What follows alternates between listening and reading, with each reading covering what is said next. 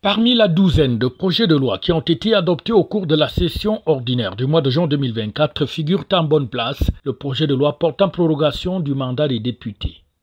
Le 9 juillet 2024, tout a démarré par une séance plénière portant notamment sur la discussion générale du dit projet sur la prorogation des mandats des députés au sein de l'auguste institution. Des travaux qui étaient présidés par le très honorable Kava Yege Djibril, président de l'Assemblée nationale, assisté de l'honorable Nanga Mefan Bert, secrétaire au bureau, et André Noël Essian, secrétaire général de l'Assemblée nationale. L'Assemblée nationale peut valablement délibérer. Discussion d'un projet de loi.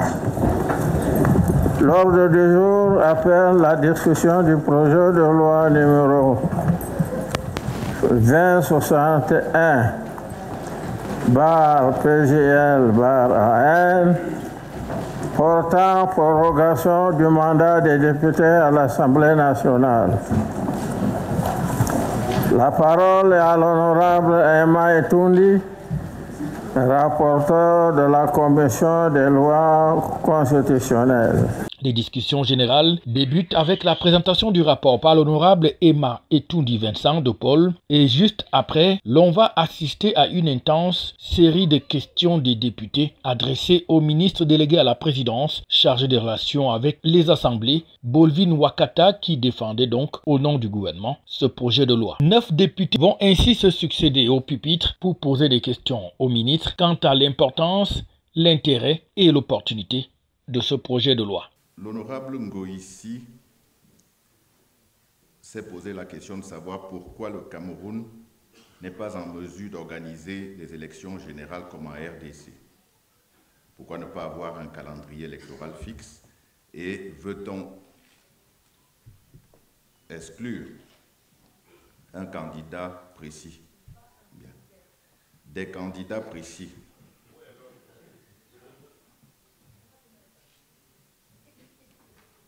Je pense que l'honorable Nkodo a amorcé une réponse qui me satisfait entièrement, mais j'aurais pu répondre à l'honorable Ngoïsi par une boutade pour lui dire que le Cameroun, c'est le Cameroun.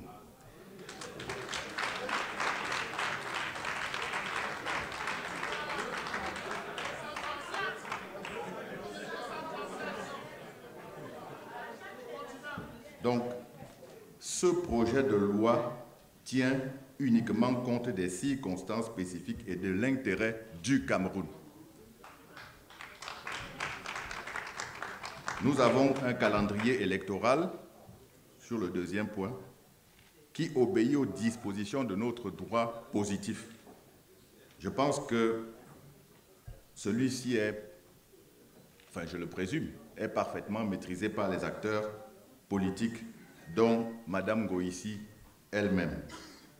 Enfin, permettez-moi, s'agissant de votre troisième interrogation, de repréciser qu'il n'y a pas de loi à tête chercheuse. Je l'ai dit, parce qu'il s'agit d'une règle générale et impersonnelle qui devra s'opposer à tous aussitôt qu'elle aura obtenu force de loi. Vous avez parlé d'exclusion.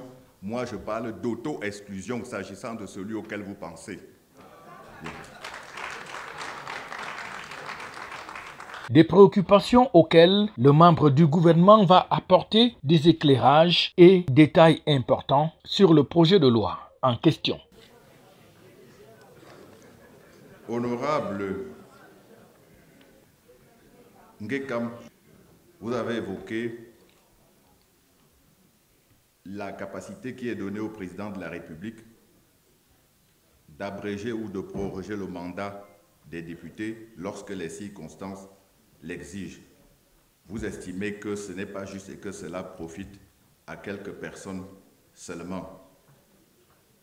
Est-ce que ce projet de loi promeut la paix? J'ignore à quoi vous faites allusion, mais je crois que le gouvernement agit en responsabilité et advenant que il y ait des risques de troubles à l'ordre public, eh bien, le gouvernement prendra ses responsabilités.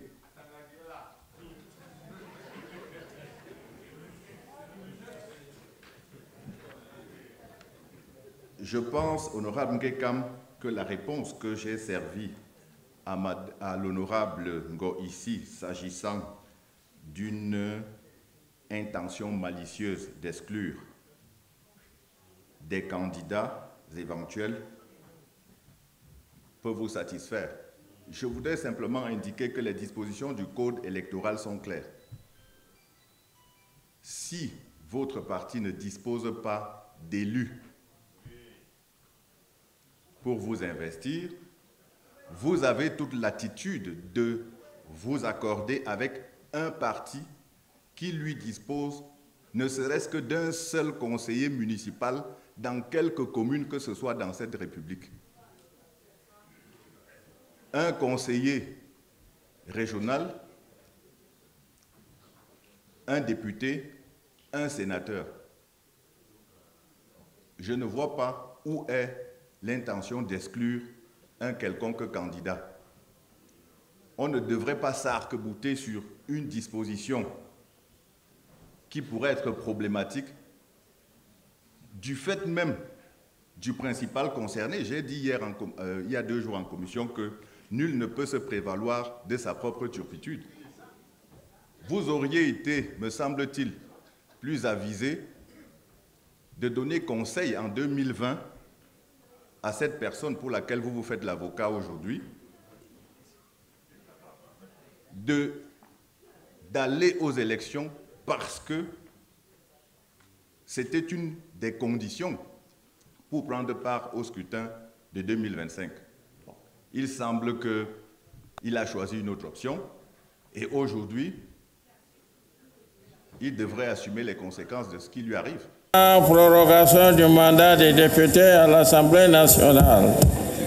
Les séances plénières du 24, 25 et 28 juin 2024. S'il n'y a pas d'opposition, il en est décidé. Ces procès-verbaux sont donc adoptés. Au terme de ces réponses, on ne peut plus clair et explicite. La Chambre basse du Parlement camerounais va donc procéder à l'adoption du projet de loi qui permet donc ainsi aux députés de bénéficier de 12 mois supplémentaires sur leur mandat qui normalement devait s'achever au mois de mars 2025, mais qui ne le sera plus qu'en 2026.